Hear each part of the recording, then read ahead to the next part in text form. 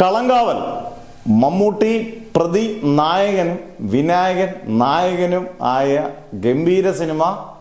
ഈ സിനിമ വെള്ളിയാഴ്ച റിലീസ് ചെയ്യുമ്പോൾ ആരും തന്നെ മമ്മൂട്ടി കമ്പനി ഉൾപ്പെടെ മലയാളത്തിൽ ഒരു പ്രശ്നം ഗംഭീര സിനിമയായിരിക്കും, അല്ലെങ്കിൽ അഭിനയം കൊണ്ട് ഗംഭീരമായിരിക്കും എന്നുള്ളതല്ല, കളക്ഷനൊന്നും ഒരിക്കലും പ്രവചിക്കാൻ പറ്റാത്ത ചിത്രമായിരുന്നു. വെള്ളി ശനി ഞായർ കൊണ്ട് പൂട്ടിക്കെട്ടാവുന്ന ചിത്രമൊന്നുമാണ് സിനിമ ആരാധകരും സിനിമാ പ്രേമികളും ഒക്കെ കരുതിയിരുന്നത്. പക്ഷേ വെള്ളി ശനി ഞായറും അസാധാരണ കളക്ഷൻ കിട്ടിയപ്പോൾ സ്വാഭാവികമായിട്ട് പിന്നീട് വരുന്ന തിങ്കളാഴ്ച പടം എന്തായാലും താഴെ കുപ്പൂന്ന് ചോദിച്ചപ്പോൾ അന്നേരവും ഗംഭീര കളക്ഷൻ, ചൊവ്വാഴ്ചയും സ്റ്റഡി കളക്ഷൻ.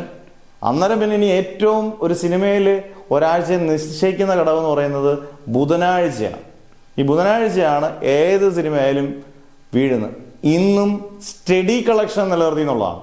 അസാധാരണ കളക്ഷനോ അതിഗംഭീര കളക്ഷനോ എന്നല്ല, സ്റ്റഡി കളക്ഷൻ നിലനിർത്തുന്നത് ലോങ് റണ്ണിന് ചിലപ്പം നേട്ടമാകാൻ ചാൻസ് ഉണ്ട്. കാരണം ഇനി വ്യാഴം വെള്ളി ശനി ഞായർ വരുന്ന ദിവസങ്ങളിൽ ഈ 4 ദിവസം അല്ലെങ്കിൽ അടുത്തൊരു 3 ദിവസം വെള്ളി ശനി ഞായർ ദിവസങ്ങളിൽ വേൾഡ് വൈഡിൽ നല്ലൊരു കളക്ഷൻ കിട്ടാൻ ചാൻസ് ഉണ്ട്.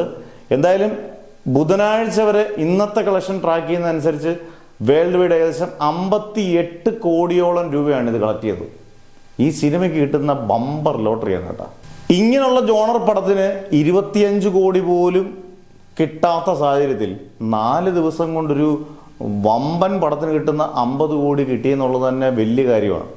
ഈ പല കുറ്റങ്ങളും പറയുന്നവർ അങ്ങനെയാണ് ചിന്തിക്കേണ്ട.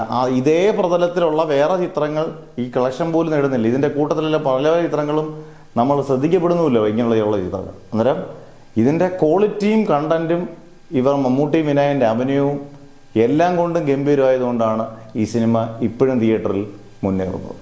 ഇനി അങ്ങോട്ട് കാരണം അത്ര ക്വാളിറ്റിയുള്ള ചിത്രമാണ്, പക്ഷെ കളക്ഷനിൽ ഇത്രയും നേടുമെന്ന് ആരും ചിന്തിച്ച് കാണത്തില്ല. എന്തായാലും എത്ര വരെ നേടുമെന്നുള്ളത് നമുക്കെന്തായാലും കണ്ടറിയാം.